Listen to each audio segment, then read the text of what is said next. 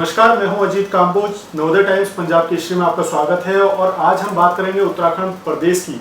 विषम भौगोलिक परिस्थितियों वाला प्रदेश है उत्तराखंड और पहाड़ी राज्य है। पहाड़ी राज्य की राजधानी देहरादून है। और अगर देहरादून से हम शुरुआत करते हैं तो देहरादून की आज की जो मूलभूत समस्याएं उनको कह सकते हैं क्या बन चुकी है। अतिक्रमण, ट्रैफिक, स्मार्ट सिटी के नाम पर रोज की तोड़फोड़, और सबसे बड़ी जो समस्याएं हैं कि यहाँ का जो ड्रेनेज सिस्टम है वो कैसे दूर होगा। मानसून पास में है, कैसे उसकी व्यवस्थाएं बन रही है। नगर निकाय चुनाव नवंबर माह में होने हैं, तो उन चुनाव को लेकर क्या कुछ तैयारी है, इसकी जानकारी तो मेयर या अन्य जनप्रतिनिधि बेहतर दे सकते हैं। लेकिन जिनका लंबा कार्यकाल नगर निगम देहरादून जो बना, उससे पहले नगर पालिका में सभासद के तौर पर जिन्होंने शुरुआत की, वर्तमान धर्मपुर सीट से विधानसभा जो है उसके विधायक हैं विनोद चमोली, भाजपा का प्रतिनिधित्व कर रहे हैं और भाजपा से ही लंबे समय से जुड़े हुए हैं। चमोली जी, स्वागत है आपका नवोदय टाइम्स पंजाब केसरी में। धन्यवाद। सबसे पहला सवाल मैं आपसे ये जानना चाहूंगा कि 97 में नगर पालिका अध्यक्ष के तौर पर आपने कुर्सी संभाली, लेकिन 88 से आप लगातार नगर पालिका से जुड़े हुए, फिर मेयर, फिर वर्तमान में विधायक। कैसे देखते हैं देहरादून को? लंबा कार्यकाल, लगभग अनुभव की अगर बात की जाए तो बहुत ज़्यादा है देहरादून शहर को लेकर। किस तरह का पूरा? देखिए, जैसे जैसे समय बढ़ता गया देहरादून की जनसंख्या भी बढ़ती गई और यहाँ की समस्याएं भी बढ़ती चली गई। मैं 87-88 में नगर पालिका का सभासद हुआ था और तब से देहरादून के समस्याओं से मेरा सरोकार रहा है, संबंध रहा है। उसके समाधान के लिए लगातार काम करता रहा हूँ। तो देखने में यही आया है कि जैसे जैसे जनसंख्या बढ़ी है वैसे वैसे समस्याएं भी बढ़ी हैं और समाधान करने के प्रयास भी हुए हैं, लेकिन जो समाधान चाहिए था वो समाधान पूरी तरह हो नहीं पाया, ऐसा मेरा मानना है। तो सर, क्या लगता है इसी दौरान के बीच में 2000 में अलग राज्य उत्तराखंड भी बना और राजधानी के तौर पर हम देहरादून को मानते हैं क्योंकि अस्थायी है, तो अभी मानते ही कह सकते हैं। क्या देखते हैं उसके बाद का कितना चेंजेस आए हैं देहरादून में, क्योंकि आप पहले भी रहे नगर पालिका अध्यक्ष, उसके बाद मेयर बने हैं। कितना बदलाव शहर के मामले में देखते हैं? देखिए, आपने जो बात की है, दो अलग अलग दौर हैं। 2000 के पहले का दौर है जो उत्तर प्रदेश का हिस्सा रहे। 2000 बाद का दौर है जब व्यवस्था हमने अपने हाथ में ली उत्तराखंड वालों ने। अगर मैं पहले की बात करूं तो जैसे मैंने बताया कि पहले जनसंख्या इतनी नहीं थी जितना यहाँ बड़ी है, क्योंकि मुझे ध्यान में आता है कि जब मैं 97 में चेयरमैन था और मैं नगर पालिका को अपग्रेड करके नगर निगम बनाना चाहता था, तो जो जनसंख्या का आंकड़ा था उस समय वो 3.5 लाख की मिनिमम पॉपुलेशन उस समय चाहिए होती थी नगर निगम बनाने के लिए।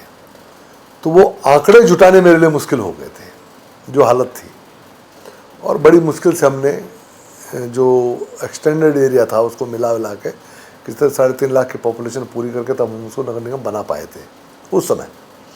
लेकिन 2000 के बाद आपने देखा होगा जैसे ही राज्य बना और ये अस्थायी राजधानी के रूप में हमने काम करना शुरू किया, पॉपुलेशन बहुत तेज़ी से बढ़ी है, क्योंकि उत्तराखंड के लोगों का झुकाव बहुत ज़्यादा देहरादून की तरफ बढ़ा है। बाहर का तो लोग आते ही हैं, लेकिन उत्तराखंड के अपने लोग जो हैं ये भी पहाड़ों से देहरादून की तरफ इनका पलायन बहुत तेज़ी से हुआ और देहरादून में धीरे धीरे जनसंख्या का घनत्व तो बहुत अधिक बढ़ गया। एक विस्फोट जैसी स्थिति समय देहरादून की बनी हुई है।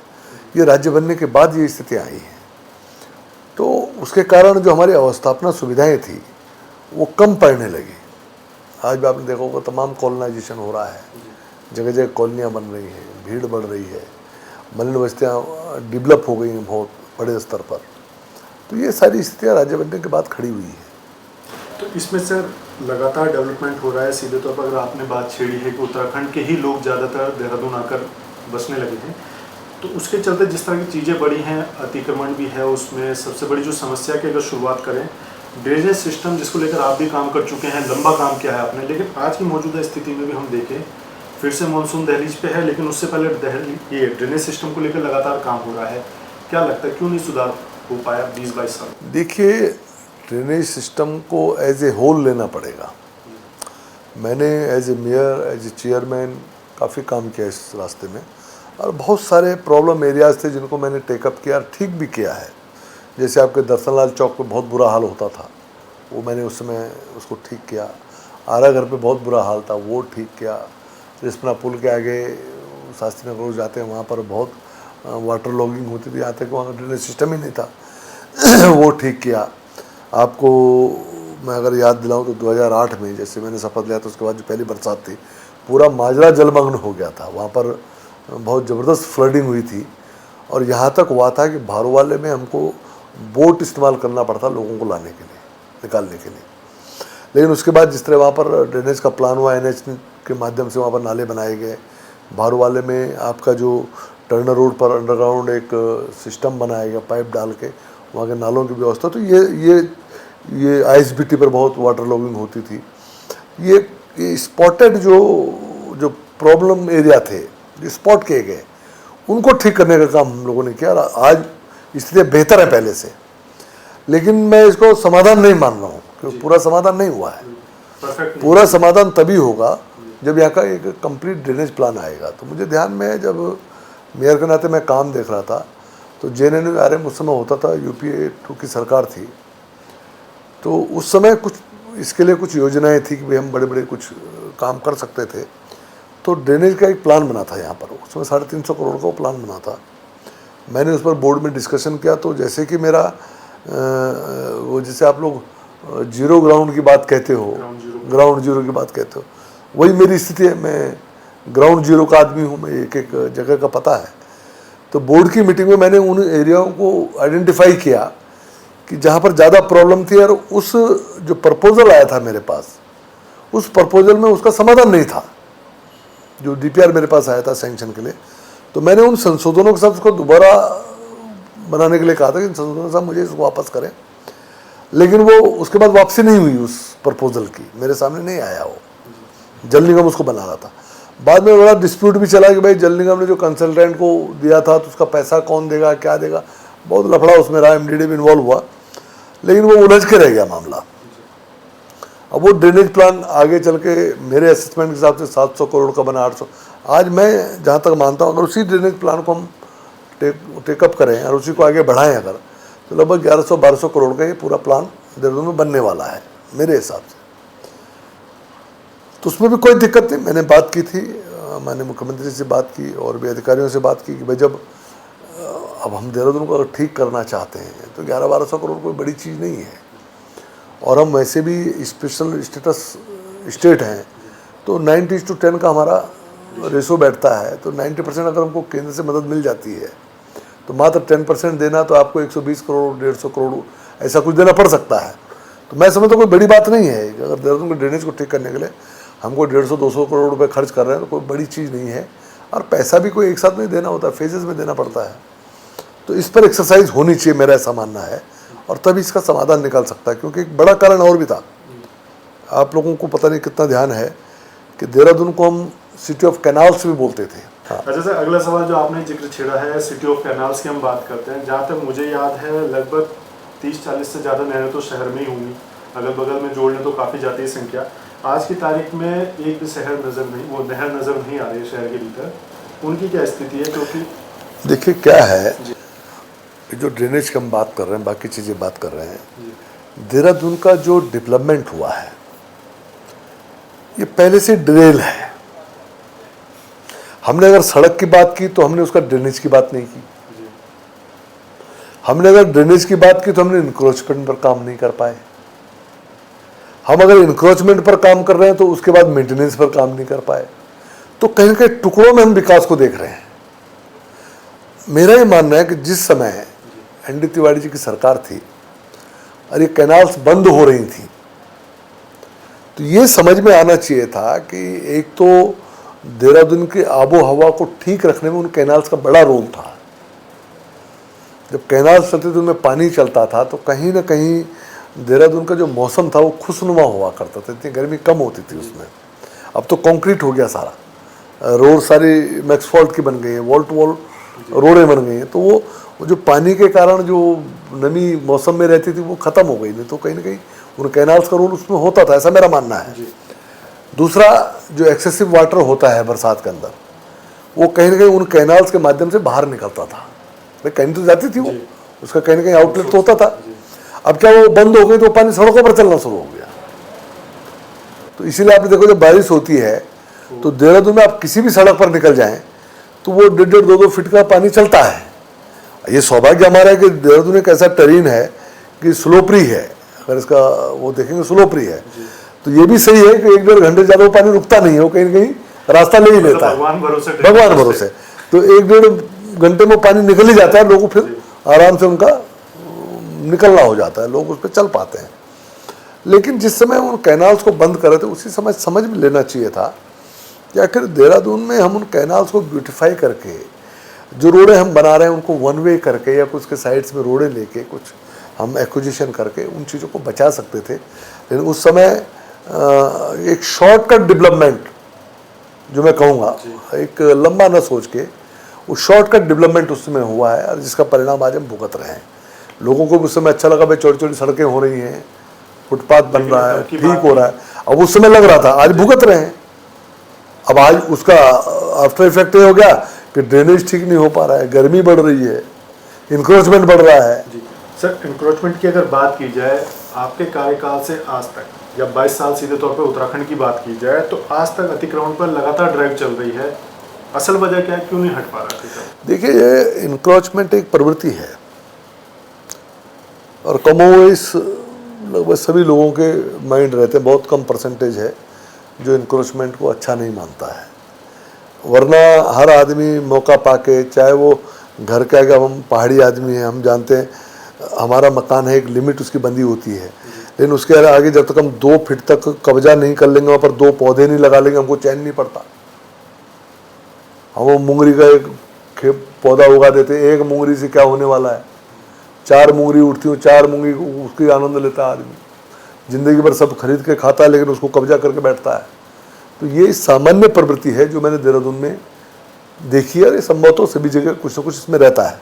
मतलब जो मेरे पास है उसके अलावा मुझे मुफ्त में कितना मिल जाए, ये प्रवृत्ति का सवाल है। ये जो मेरे पास है उसमें संतोष करना, ये सामान्य तौर पर संस्कारों में नहीं है, ये व्यक्ति की सोच में नहीं, उसकी प्रवृत्ति में नहीं है। उसको अतिरिक्त चाहिए और बिना एफर्ट्स के चाहिए, मुफ्त में चाहिए। ये पूरे देश की प्रवृत्ति है। आप मुफ्त में लोग बांट के चुनाव जीत रहे हैं, प्रवृत्ति तो है वो, भाई क्या है। वरना हम बिजली खर्च करें, उसका पैसा हमको देना चाहिए, ये कौन नहीं जानता इस बात को। लेकिन फ्री का 100 वाट फ्री के मिल जाए उसके लिए आदमी पगलाए घूम रहा है, किसी को भी चुनाव जिता दे रहा है, चाहे वो आतंकवादी को सपोर्ट कर रहा है उसको भी चुनाव जिता दे रहा है। मतलब उसको आतंकवाद पसंद है, आतंकवाद को झेलने को तैयार है मुफ्तखोरी के चक्कर में। ये इस देश का नागरिक है और ये हो रहा है। आपने दिल्ली में देखा है सब, पंजाब में देख रहे हैं सब। तो ये जो प्रवृत्ति है, ये हम ठीक है, हम ड्राइव चलाएंगे, हम सख्ती करेंगे, पर सर उस सख्ती का रिजल्ट मैं क्या कह रहा हूं, हम सख्ती करेंगे, ड्राइव चलाएंगे, वो एक एडमिनिस्ट्रेटिव वो है, हमारा काम है कि हम एक एडमिनिस्ट्रेशन तौर पर उसको करेंगे। लेकिन है तो ये देश मेरा, है तो ये देहरादून मेरा, है तो वो सड़कें हम सबकी, आखिर हम उसको कब्जा क्यों करते हैं, हम क्यों उस इंक्रोचमेंट को करते हैं? तो ये हमारी प्रवृत्ति का दोष है, ये हमारा कैरेक्टर में कमी है। तो जो नेशनल कैरेक्टर होना चाहिए, जो सोशल कैरेक्टर हमारा होना चाहिए, उसमें कहीं ना कहीं खामी है, जिसके कारण ये सब चीज़ें आज हो रही हैं। तो इसका सर पक्का इलाज क्या नजर आता है? इसका देखिए, इसका एक समाधान बड़ा ये है, जैसे हमारे नेहरू कॉलोनी का मैं आपको उदाहरण दे रहा हूँ, जहाँ मेरा घर है, मेरे पेरेंट्स रहते हैं, वहाँ भी कई बार पहले हम लोगों का भी था कि 10-12 फीट बाहर तक जाल लगा के उसमें सब्जी का ये सब व्यवस्था बनी हुई थी। जब वो सड़क चौड़ी करने की बात आई तो सबसे पहले मैं था जिसने वो जाल वाल हटा के, और मैंने कहा भाई इसको करे, जबकि मैं वहाँ नहीं रहता हूँ, पिताजी रहते हैं। हमने सबसे पहले अपना हटाया, तो हमको देख के फिर लोगों को भी लग गया कि अब ये हटेगा ही हटेगा, जब ये हटा रहा तो फिर इसका मतलब किसी का भी नहीं बचेगा। और आज जो सड़कें चौड़ी हो गई, वहाँ पर इंक्रोचमेंट नहीं है। तो इंक्रोचमेंट हटाने का सबसे अच्छा तरीका ये है कि आप इंक्रोचमेंट हटाने के साथ साथ वहाँ तुरंत काम करें, उसको डेवलप करें। अभी आपके सामने उदाहरण है, हाई कोर्ट के आदेश हुए, देहरादून में हाई कोर्ट के आदेशों पर इंक्रोचमेंट हटा, लेकिन आज इतने साल होने के बाद अब जाके वो सड़कें बनने की स्थिति में आ रही है, अब जाके पैसा सैंक्शन होगा। इंक्रोचमेंट हटाने के बाद 4 साल तक आपने फिर वैसे ही छोड़ के रखा, आदमी फिर आगे आ गया। अरे आपको मान लो कोई रोड चौड़ी करनी है, किसी रोड का इंक्रोचमेंट हटाना है, सबसे पहले उस रोड का प्लान आप कर दीजिए कि भाई हमको इंक्रोचमेंट हटाना, अब इस रोड पे हमको ये पोल पीछे करने हैं, ये ड्रेनेज बनाना है, ये फुटपाथ बनाना है, सड़क बनानी है। उतना अमाउंट आपके पास अवेलेबल होना चाहिए और उसका पहले टेंडर कर डालिए आप, ताकि इधर से इंक्रोचमेंट हटे उधर से काम लगे, फिर आदमी दोबारा इंक्रोचमेंट नहीं करेगा। तो हम काम करते आधा अधूरा काम करते, उसके कारण हमको आगे फिर दोबारा फेस करना पड़ता है और इंक्रोचमेंट से निजात नहीं मिल पाता है। तो सर इसमें क्या तोड़ने की जल्दी रहती है, या बजट नहीं होता, या माइंड सेट नहीं होता अधिकारियों का सीधे तौर पर कहें कि भाई अब कैसे काम करें? पहली बात तो तालमेल की कमी है जी। दूसरी बात प्लानिंग पार्ट कम है। भाई इंक्रोचमेंट हम लोग को हटाना है, ठीक हटाना है, फिर क्या करना है, क्यों हटाना है? सड़क चौड़ी चाहिए, तो सड़क चौड़ी करने के लिए आपने क्या व्यवस्था की? फंड की व्यवस्था कर ली, चलो मान लो आपने फंड्स की व्यवस्था कर ली, तो क्या आपने टेंडर करा दिए उसके? Do it. अगर मेरी सड़क है, मुझे मान लो 5 मीटर चौड़ी करनी है, तो मुझे मालूम है मेरी रोड कितनी है, सरकार के रिकॉर्ड में है कि अगर सड़क यहाँ तक है, मान लो 1:2 आप तय कर देते यहाँ तक है, तो आप उतने का टेंडर निकाल देना, क्या दिक्कत है? अरे यहाँ से बुलडोजर लगे और उधर से काम शुरू कर दीजिए, कौन आ जाएगा बीच में? लेकिन जब आप 4-4 साल छोड़ के रखोगे तो जिसको आप हटाओगे फिर उसका काउंटर वहीं आ जाता है। तो ये बेसिक प्रॉब्लम है, इसमें कहीं ना कहीं धन भी आड़े आता होगा जो मुझे लग रहा है। और अभी जो इंक्रोचमेंट का जब हम लोगों को ड्राइव चला था, तो मैं ही शासन में बैठक में बैठा था, तो मैंने कहा भाई आप पे अगर एक साथ पैसा नहीं हो रहा तो उसको चरणबद्ध कर डालिए। आप पहले बिजली पोल शिफ्ट करने तो पहले उसका पैसा रिलीज करिए, उसके बाद आप ड्रेनेज का करिए, फिर आप सड़क का कर दीजिए फाइनली। तो 3 चरणों में बन सकता है, और फिर उसी चीज़ को अडॉप्ट करके फिर जैसे हमारे कारगिल क्षेत्र में है, तो पहले पोल पीछे शिफ्ट हुए, फिर यूटिलिटी शिफ्टिंग हुई और आज वहाँ टेंडर होगा, वो सड़कें बनेंगी। लेकिन ये टाइम बहुत ले लेता है, इसके लिए पहले प्लानिंग चाहिए। तो बहुत हद तक आप इंक्रोचमेंट से निजात पा सकते हैं, लेकिन प्लानिंग पार्ट स्ट्रॉन्ग होना चाहिए। अच्छा सर, दूसरी चीज़ एक जो बड़ी उपलब्धि देहरादून की है smart city. Sir smart city की अगर बात की जाए, कब तक ये नज़र आएगी? देखिए, ये देहरादून का बड़ा सौभाग्य रहा कि देहरादून में अमृत योजना भी आई और स्मार्ट सिटी भी आई। यही एक शहर है जिसमें दोनों योजना एक साथ चल रही हैं। अमृत योजना भी काफ़ी काम हुआ है। जब स्मार्ट सिटी की बात आई तो मेरा पहला जो मन था जो करने का, मैं एक ग्रीन सिटी डेवलप कर रहा था, एक सैटेलाइट सिटी बनाना चाहता था। तो मुझे लगता है कि देहरादून में इतना स्कोप नहीं है कि हम कोई नई चीज़ बड़ी खड़ी कर सकें, तोड़ फोड़ भी करेंगे तो उसकी एक सीमा है। तो मैं चाहता था कि सैटेलाइट सिटी हम डेवलप करें ग्रीन सिटी प्रोजेक्ट में, ताकि उसको एज ए मॉडल मानकर, एक पायनियर प्रोजेक्ट मानकर, पायलट प्रोजेक्ट के रूप में लेकर फिर आगे चल के और हम इस तरह के क्लस्टर डेवलप कर सकते हैं जहाँ पर लोग जाएं और रहें, लोग उसमें रहना पसंद करें। तो एक बड़ा प्रपोजल था, लेकिन उस पर हमको सफलता नहीं मिल पाई, वो हम स्वीकृति नहीं मिल पाई। बाद में फिर हमने एक दूसरा प्रोजेक्ट हमारा यहाँ पर आया और रेट्रोफिटिंग का प्रोजेक्ट हम लोग यहाँ पर लाए, जिसमें लगभग 10.5 वार्ड जो कोर सिटी है उसके इंक्लूड हुए कि उनमें हमको काम करना है। एक पेन सिटी प्रोजेक्ट आया। पेन सिटी प्रोजेक्ट में जैसे आप देख रहे हैं आजकल कैमरे जगह जगह लगे हुए हैं ट्रैफिक रेगुलेट करने के लिए, वो उसमें चल रहा है, वाईफाई है, वो सब चीज़ें हैं। वो पेन सिटी का एक, पेन सिटी मतलब पूरे शहर में जो एक योजना लागू हुई है उसका पार्ट है। और बाकी 10.5 वार्ड ऐसे थे जिनके अंदर काम होना था रेट्रोफिटिंग का। तो कहीं ना कहीं उसमें उसके एग्जीक्यूशन में, क्योंकि प्रोजेक्ट तो बन गया, पैसा भी आ गया, 1450 करोड़ रुपए उसके लिए आया था, कुछ हमने देना था, कुछ सेंटर से आया था। लेकिन जब हमने काम किया उसमें, तो एक तो समय समय पर काम को बदलते रहे, जो ओरिजिनल प्रोजेक्ट था उसको हम इम्प्लीमेंट नहीं कर पाए। अधिकारी ने अपनी सहूलियत के हिसाब से उसमें चेंजेस किए, तो उनको कंट्रोल नहीं किया गया कि भाई आपने ये प्रोजेक्ट अगर पब्लिक के सामने रखा था तो वही प्रोजेक्ट धरातल पर आना चाहिए था। अधिकारियों को जिस काम में सहूलियत मिली उन्होंने कर डाला और पैसा बिछा दिया। तो आज भी वो जो रेट्रोफिटिंग का प्रोजेक्ट है वो अभी भी आप देख रहे हैं, अभी भी चल ही रहा है, उसका कहीं समाप्त है। कोई भी एक चीज़ ऐसी नहीं हुई जो अपने आप में ये कह देंगे हमने ये पूरा कर डाला। अभी एक बड़ा मजेदार किस्सा हुआ, इन्होंने कुछ स्कूल, एक चाइल्ड फ्रेंडली सिटी बनाने की बात हुई थी, वो आपको ध्यान है, उस कार्यक्रम में मैं भी था। तो उसमें विषय आया था, त्रिवेंद्र जी उस समय मुख्यमंत्री थे। अच्छी बात भी, हमारे स्कूल्स बहुत हैं। अभी इन्होंने क्या किया कि जो स्कूल्स हैं, मेरे क्षेत्र के भी स्कूल हैं, उसके आसपास इन्होंने टाइलिंग वगैरह करके बना रहे हैं, मतलब बढ़िया बना रहे हैं उसको, कि आसपास एक एटमॉस्फेयर बने, बढ़िया साफ़ सुथरा अच्छा लगे। मैंने इनसे एक सवाल किया, मैंने यही मीटिंग बुलाई थी। मैंने कहा तुमने स्कूल के बाहर तो बहुत बढ़िया कर दिया, टाइलें भी लगा दोगे, पुताई भी कर दोगे, चित्रकारी भी कर दोगे, और अंदर वो स्कूल टपक रहा है, अंदर बैठने की जगह नहीं है, दीवारें गिरने वाली हैं,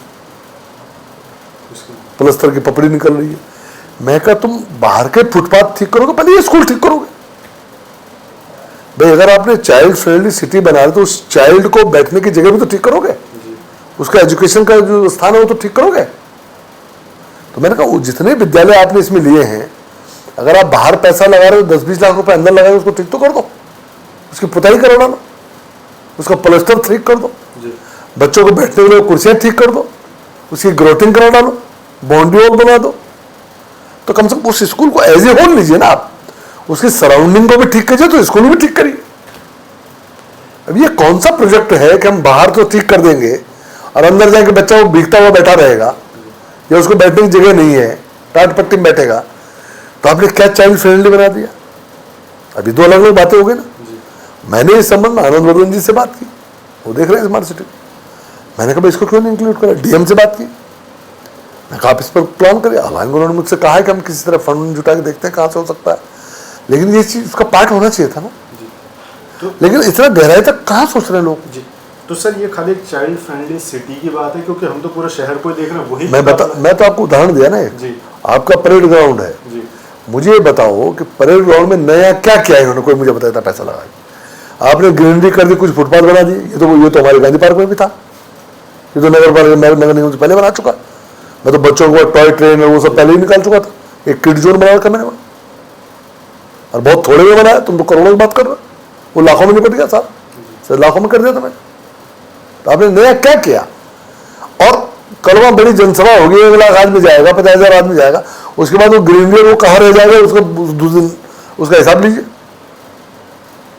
परेड ग्राउंड में आज भी हमारे पार्टी का कार्यालय बना हुआ है और स्ट्रक्चर खड़े, तुम्हारे प्रेस क्लब बना हुआ है, कुकुर मुत्तर स्ट्रक्चर खड़े हो रखे। क्या इस तरह से 3 शेडों को पढ़ने के बाद परेड ग्राउंड स्मार्ट कहा जा सकता है क्या। आपने वहां लाइब्रेरी बनाई, वो सीआरएस फंड में बनी है, 16 करोड़ लगभग उसमें लगे बता रहे हैं। आपने एमडीडीए के बायोलॉजी के हिसाब से वो लाइब्रेरी नहीं बनाई, वहां आपने पार्किंग नहीं दी, कहीं नियमों का उल्लंघन। पार्किंग मैं तो समीक्षा बैठक में उठाया कि भाई आपने जब वहां बिल्डिंग बनाई, आप जो गरीब से गरीब आदमी अगर 2 ईंट लगाता आपका सुपरवाइजर आज खड़ा हो जाएगा, आप नोटिस टिका देते हो, सीलिंग आदेश कर देते हो। आपने इतनी बड़ी बिल्डिंग बना दी शहर के चौराहे पर खड़ा होकर सेंटर में, आपने बायोलॉजी कितने फॉलो किए, कितना एफआईआर छोड़ा उसका। आप हमेशा शॉपिंग कॉम्प्लेक्स इन सब में नोटिस भेज रहे हैं, उन पर डंडा रहता है कि साहब आप जो है आप पार्किंग खाली करिए। आपकी पार्किंग कहाँ है। वो चौरा था, मैंने जिस दिन उस बिल्डिंग का प्लान मेरे सामने आया था, मैंने उस दिन विरोध किया था। एक एक पॉइंट पर मैंने अपनी बात रखी है, लेकिन दुर्भाग्य है किसी ने उस बात पर गंभीरता से नहीं दिया।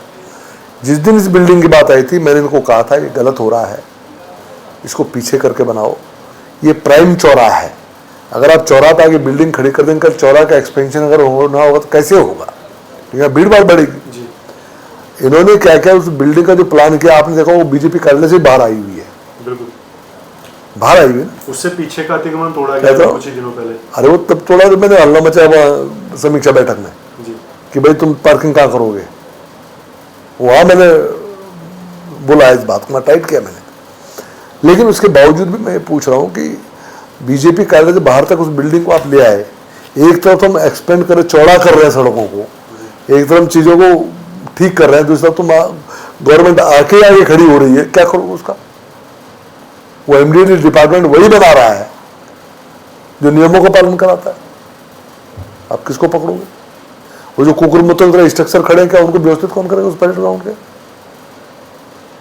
मैंने इनको कहा था कि पूरे परेड ग्राउंड को खाली करिए, एक हाई राइज बिल्डिंग बनाइए 10-12-14 मंजिल के, जिन जिन का अलॉटमेंट है वो वहाँ बिल्डिंग में शिफ्ट कर दीजिए, ठीक है ना, और उस परेड ग्राउंड को व्यवस्थित कीजिए। लेकिन वो नहीं हुआ। तो आखिर अधिकारियों ने किया क्या है। सर लास्ट सवाल आपसे एक और जानना चाहूँगा, कमी कहाँ लगती है, क्योंकि आपके मेरे हर सवाल के आपने जो जवाब दिए उसमें कहीं ना कहीं नौकरशाही या प्लानिंग की कमी या जो कहें फाइलिंग वर्क में कमियां नज़र आई हैं, कमी किस स्तर पर लगती है, क्योंकि आपकी इतनी बातें हैं, इतना लंबा अनुभव है, उसके हिसाब से देखें तो व्यवस्थाएं काफ़ी सुधर सकती थी जो आज तक नहीं सुधर पाई? देखिए क्या है, इस उत्तराखंड की एक बड़ी विडंबना है। जी। हो सकता है और जगह भी होगा, लेकिन हम क्यों, मैं उत्तराखंड में लगातार काम कर रहा हूँ, यहाँ के ब्यूरोक्रेट्स को मैं जानता हूँ। यहाँ के ब्यूरोक्रेट जो है शायद जनप्रतिनिधियों को हल्के में लेते हैं, जितना मेरा समझ बोलता है, और उसके कारण वो मनमाने ढंग से काम करते हैं। टेक्नोक्रेट्स को तो यहाँ भाई कहाँ से क्या मिल सकता है उसी में व्यस्त रहते हैं, काम तो करते हैं लेकिन वो अपने जुगाड़ उनका रहता है, टेक्नोक्रेट्स का रहता ही है। तो वो उस नाते बहुत गंभीर होते नहीं हैं, मैं जितना देख रहा हूँ। बहुत बोलने और चिल्लाने के बाद भी तब बड़ी मुश्किल से काम लिया जाता है। उनकी भी कोई जवाबदेही है, उनको भी कुछ चीज़ें ठीक करनी है, ऐसा मुझे देखने में कहीं आता नहीं है वर्किंग में। ब्यूरोक्रेट्स कहीं ना कहीं जो हमारे जनप्रतिनिधि हैं, जो जिनके जिम्मेदारी उन चीज़ों को ठीक करना, उन चीज़ों को देखना, उनको इन्फ्लुएंस कर जाते हैं, जो मेरे को आज तक समझ में आया है। हमें तो कोई इन्फ्लुएंस कर नहीं पाता है, और इस बात के शायद लोगों में हमारे प्रति पता नहीं क्या भाव होगा, मैं नहीं जानता। हो सकता खराब भी मानते हो हमको, पता नहीं किसी बात से, मेरा अपना माइंड काम करता है। लेकिन मुझे ऐसा लगता है कि ब्यूरोक्रेट्स हमारे लोगों को भी मैनिपुलेट कर जाते हैं, और जिसके कारण ये समस्याएँ खड़ी हैं। सर, इसी से जोड़ता हुआ एक और अंतिम सवाल पूछूंगा, इन्फ्लुएंस होने का कारण क्या है? इतना लंबा अनुभव आपका है, जो भी और भी जो जनप्रतिनिधि हैं और लंबे अनुभव हैं, राजनीतिज्ञ हैं, इन्फ्लुएंस होने का कारण क्या नजर आता है? देखिए कारण या तो हम गंभीर नहीं हैं कामों के प्रति, या हमारे कोई अपना एक ब्लूप्रिंट जैसे होता है, व्यक्ति का एक अपना विज़न होता है, उसमें कहीं कोई कमी हो सकती है। अब जैसे परेड ग्राउंड है, तो परेड ग्राउंड में आंख बंद करके मैं उसकी छवि मेरे मस्तिष्क में क्या है और क्या होनी चाहिए, मेरा इमेजिनेशन क्या है उसके बारे में, मेरा विज़न क्या है, तो मेरा इंडिविजुअल है वो है। अब कोई हमारे सुझाव न माने, हमारी राय न ले, तो वो अलग बात है, क्योंकि अब राय तो कुर्सी के लिए जाती, व्यक्ति की तो ली नहीं जाती। यहाँ इस सिस्टम में राय कुर्सी के लिए जाती, व्यक्ति के लिए नहीं जाती। और कुर्सी जो है विजनरी नहीं होती, क्योंकि वो कुर्सी है, मटेरियल है, वो तो बड़ी बात है, इमोशनल नहीं है, मटेरियल है। तो जब आप मटेरियलिस्टिक हो जाएंगे तो आपका विजन खत्म हो जाएगा। आपका विजन तब होगा जब आप में इमोशंस होंगे। चलिए सर, धन्यवाद आपका नवोदय टाइम पंजाब केसरी के साथ जुड़ने के लिए। धर्मपुर से विधायक हैं विनोद चमोली जी, और काफ़ी कुछ चीज़ें इन्होंने ऐसी बताई हैं देहरादून शहर से या पूरे प्रदेश के अगर स्तर की बात की जाए, कि अनुभव इनका लंबा चौड़ा है, अनुभव को इम्प्लीमेंट भी करना चाहते हैं, लेकिन जो सीधी बात घूम फिर कर आती है, नौकरशाही, ब्यूरोक्रेट, टेक्नोक्रेट, इनके ऊपर आती है। इम्प्लीमेंट करना इनका काम है, जनप्रतिनिधि का काम है अपना विजन शो करना कि कैसे काम होना है, लेकिन इम्प्लीमेंट करना होता है नौकरशाही को। नौकरशाही के दिमाग में बैठा होता है कुर्सी पर अगर कोई बैठा है वो उसको फॉलो करते हैं, ना कि उस बंदे के विजन को। तो आने वाले समय में कैसे देहरादून का कायाकल्प होगा, या फिर अगर पूरे उत्तराखंड के हम विकास की बात करते हैं तो उसको कैसे हम नई दिशा देने का काम करेंगे। युवा उत्तराखंड है, 25वीं सालगिरह मनाने की हम तैयारी कर रहे हैं, लेकिन उससे पहले क्या हम सही मायनों में उत्तराखंड को डेवलप कर पाए हैं? अस्थायी राजधानी देहरादून के हालात सबके सामने हैं, चाहे फिर वो ड्रेनेज सिस्टम की बात हो, अतिक्रमण की बात हो, ट्रैफिक व्यवस्था की बात हो, या फिर पार्किंग की बात हो, सभी कुछ सड़कों पर नजर आता है। दोबारा फिर मुलाकात होगी किसी नई शख्सियत के साथ, तब तक के लिए धन्यवाद।